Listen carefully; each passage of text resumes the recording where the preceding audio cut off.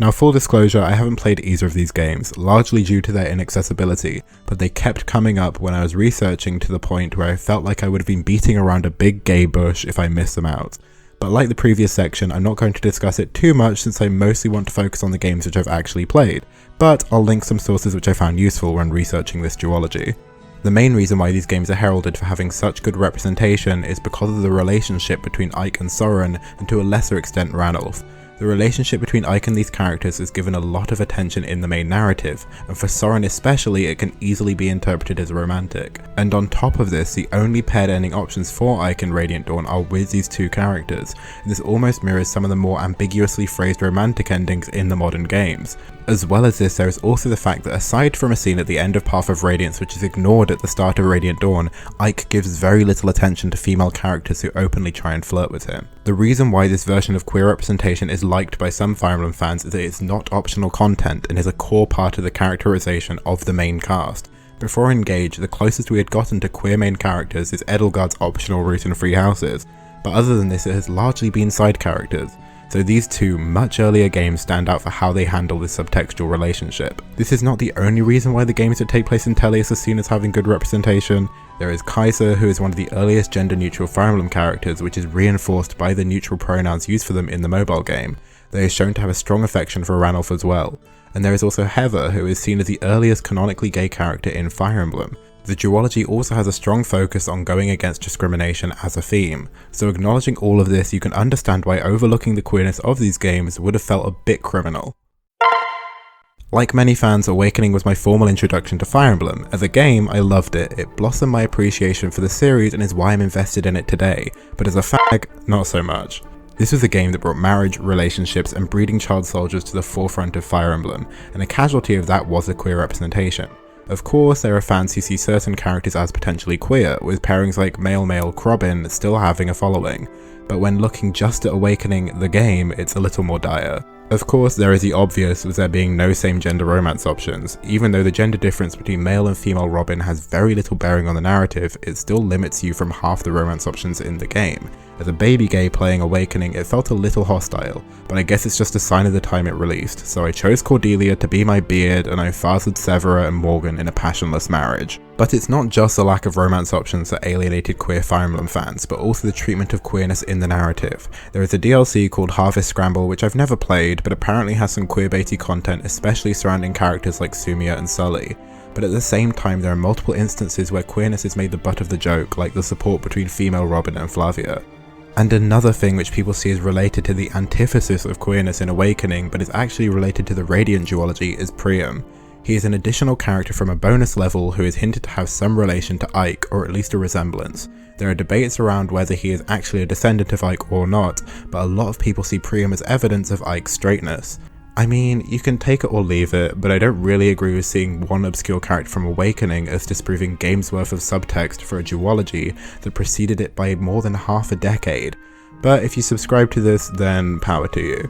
But taking all of this into account, the lack of any gay options, a queerbaity DLC, the potential implications of Priam, it paints a relatively damning picture for Awakening. It's still a great game which holds a place in my heart, but it also does nothing for Fire Emblem in terms of representation. Now, from absolutely nothing to at least something, but should that something exist? Let's start with the positives. Fates is the first game in the series to include a canonical same-sex romance choice. There are two. Niles is a male option, who is only available in the Conquest route, and then there's Rajat, who is the female option, and only available in the Birthright route. She's also one of the child characters, so you have to go to the effort of making Hayato birth her first. Essentially, Fire Emblem gay version and Fire Emblem lesbian version. When it was announced that these games would be having same-sex options, I was excited, since after Awakening showed no signs of ever including anything like this, I felt like they were going above and beyond.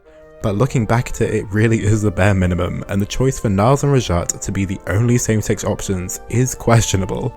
I liked Niles and was happy to choose him as my S rank when playing through Fates, but in retrospect, having the first ever canon Fire Emblem bisexual man be a hypersexualized sadomasochist, when stereotypes like this are what perpetuate a lot of homophobia, is less than ideal.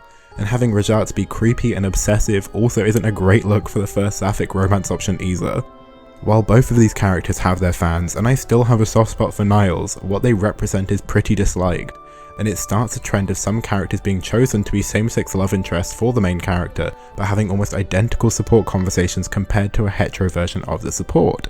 This is why it's a little frustrating it took them until Engage to just unlock it all, instead of making arbitrary choices about which characters are same-sex options, because the choice of just Niles and just Rajat is regrettable. Now, if this was the only questionable queer aspect of Fates, then that would be one thing, but there is another aspect that made headlines when the game initially released in Japan. Essentially, every character has to be romanceable by the main character in Fates, if it's straight of course, and this includes characters like Soleil. She is seen to be incredibly attracted to and open about her admiration of the other female characters, and is shown to have a distaste for the male characters with a form of androphobia. She is even titled Girl Lover in some of the promotion material.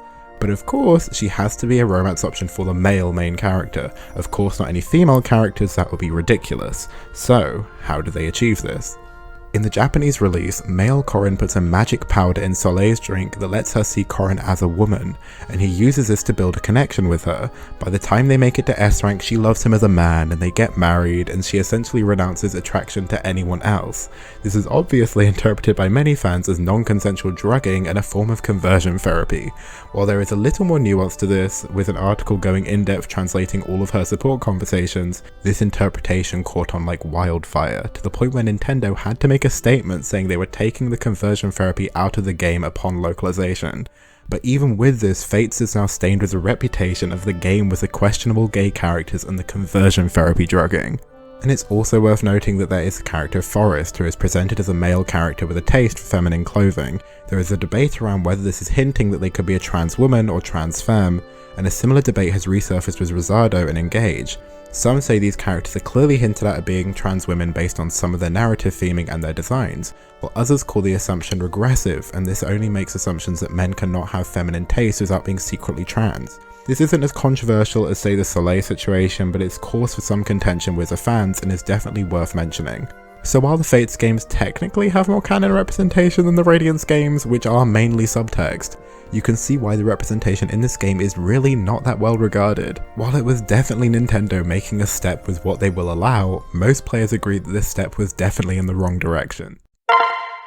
Following a misguided step, echoes can be seen as course correction. Even if the representation is pretty minor, it's generally pretty well liked. If you have forgotten about echoes like I occasionally do, it's a 2017 remake and reimagining of Fire Emblem Gaiden, which features new gameplay features and my favourite art style the series has featured to date. With all of the modernizations that came with the game 25 years after the original, this meant that the cast got a lot more characterization than they had originally. And one of these characters is Leon, who is shown to be explicitly gay. He is shown to shut down the advances of women and explicitly says he prefers the company of men. When he thinks Kamui is flirting with him, he expresses his affection for Valbar, and unlike some more subtextual representations, little is left up to the imagination. He's just gay. While his affection for Valbar is one-sided, and while Echoes does not feature any romance, it is nice to see a character actually written to be gay, instead of capable of just being a same-sex romance option. I think this helps Echoes stand above a game like Engage in some respects, and definitely above something like Fates. Instead of sexuality being a mechanic, it's actually a written-in aspect of his personality. It's a common rhetoric in certain circles that sexuality shouldn't define a character or even draw too much attention, but you also hear this from people who say queer representation needs to make sense and you can't just have it where it doesn't fit. It's almost like with some people you can't win when it comes to queer representation. It's almost like some people just don't want to see it. But with a character like Leon, it's good to see that while his sexuality does define a certain part of his character, it's not all of it, and that, to me, is a sign of good character writing. Moving to the last game preceding Engage, there is 2019's Three Houses. When this game was being teased and announced, Fates was still fresh to me, and I pretty ignorantly held its representation in high regard. I assumed that the representation would get better, so I was looking forward to having more options. So when I found out what the options were, it was dire enough for me to want to skip it. This is kind of weird, since it is a step up from Fates. Instead of there just being 2 S-rank same-sex options, there were 8, with 5 female and 3 male. But the closer you look into it, the worse it gets. First, the female options. Out of the 5 romantic options, Mercedes and Dorothea were praised for being good romantic same-sex options, with Dorothea especially being praised for having her bisexuality be represented not just in her S-rank with Byleth, but Sophis, while definitely having romantic attraction, appears to be pretty young looking in spite of being one of the appears to be young but is actually immortal characters.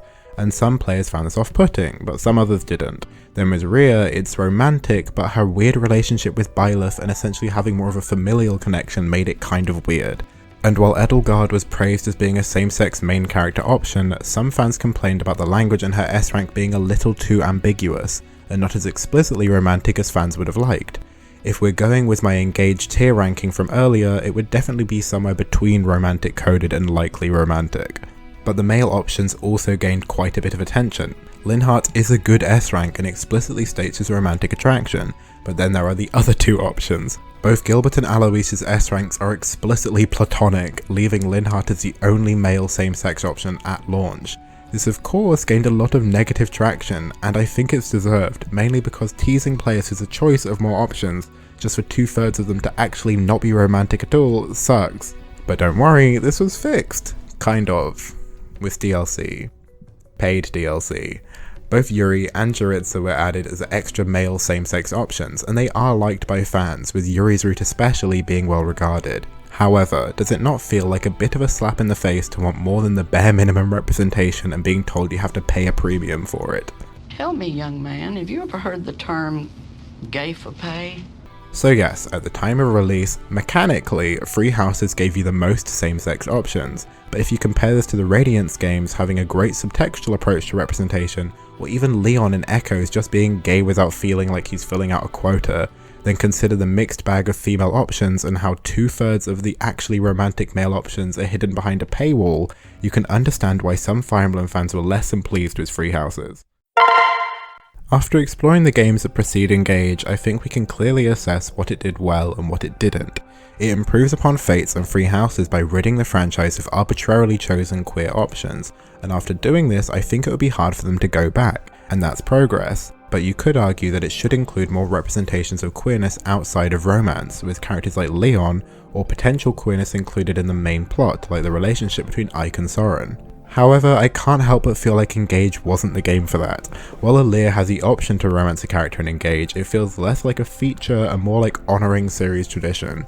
The romance has very little bearing on the plot, but otherwise, most character supports are platonic. Like with how no side characters can be paired off, love just isn't really in the air much in Engage, and that's fine. For example, I'm sure aromantic Fire Emblem fans are refreshed with how little of a bearing romance holds in this game compared to prior entries. So while yes, I'm sure Engage could have done more to represent queer fans, however, if it did, it might have simply been too transformative. So, for what Engage is, I think the options it gives queer players are more than adequate. 1, 2, 3! Thanks for making it to the end. Kind of. There's an extended version of this video which goes way more into detail into Engage, the older games, and Fire Emblem as a Nintendo IP, but if you want a complete change of pace but something still related to Fire Emblem, I have a video about the performances in Tokyo Mirage Sessions. But if you want videos which are just on a similar theme, I also have some video essays on Bayonetta and one on JoJo as well. And if you like the sound of content like this in general, then subscribing would be amazing. I'd also like to thank Sararon Art, who's also on YouTube, for helping me make the thumbnail, and also Annie, Jay and Seb helped me with the original version of this video.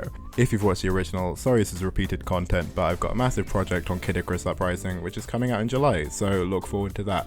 But I thought I'd just post this cut of the original for Pride Month, because it's relevant.